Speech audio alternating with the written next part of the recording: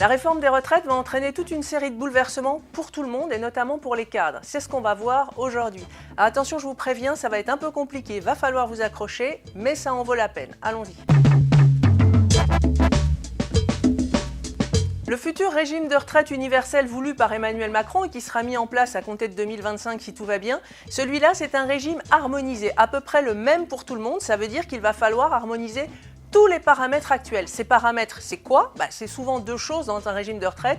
C'est le taux de cotisation évidemment pour les salariés, combien ils vont devoir payer de cotisation sur leur salaire, et c'est évidemment la base de cotisation, sur quel morceau de leur salaire ils cotisent, sur l'intégralité, sur une partie seulement, c'est la question. Pour le taux de cotisation à venir, Jean-Paul Delevoye, le haut commissaire aux retraites qui prépare la grande réforme des retraites, a déjà annoncé qu'a priori il serait aux alentours de 28%, ce taux de cotisation pour la retraite. 28%, c'est à peu près ce que payent aujourd'hui les salariés, donc pas tellement de changement.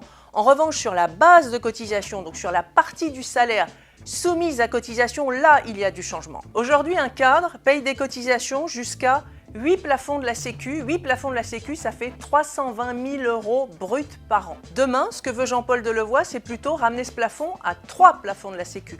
Donc on passerait de 320 000 € bruts à 120 000 € bruts seulement. Qu'est-ce que ça veut dire concrètement? Eh bien, quelqu'un qui a un salaire aujourd'hui brut inférieur à 120 000 €, pour lui pas de changement puisqu'on paye des cotisations jusque-là, donc pas de changement. En revanche, tous ceux qui gagnent plus de 120 000 €, ça représente à peu près 1% des salariés et 200 000 personnes. Ceux-là, donc ceux qui gagnent plus de 120 000 € bruts par an, au-delà de cette somme, ils ne payeront plus de cotisations sur le salaire qui dépasse. Plus de cotisation sur le salaire qui dépasse, c'est pas tout à fait sûr, il y aura peut-être une toute petite cotisation de solidarité, mais qui, elle, ne générera pas de droits. En clair, qu'est-ce que ça veut dire tout ça? Ça veut dire qu'un cadre supérieur qui gagne plus de 120 000 € bruts par an, eh bien demain, il payera moins de cotisations qu'aujourd'hui. Mais évidemment, il y a une contrepartie, quand on paye moins de cotisations, on a aussi moins de droits à retraite, et moins de droits à retraite, ça veut dire des pensions plus faibles. En conclusion, pour tous ces cadres supérieurs qui gagnent plus de 120 000 € bruts par an, eh bien, il y aura une place désormais pour épargner. Ils pourront consacrer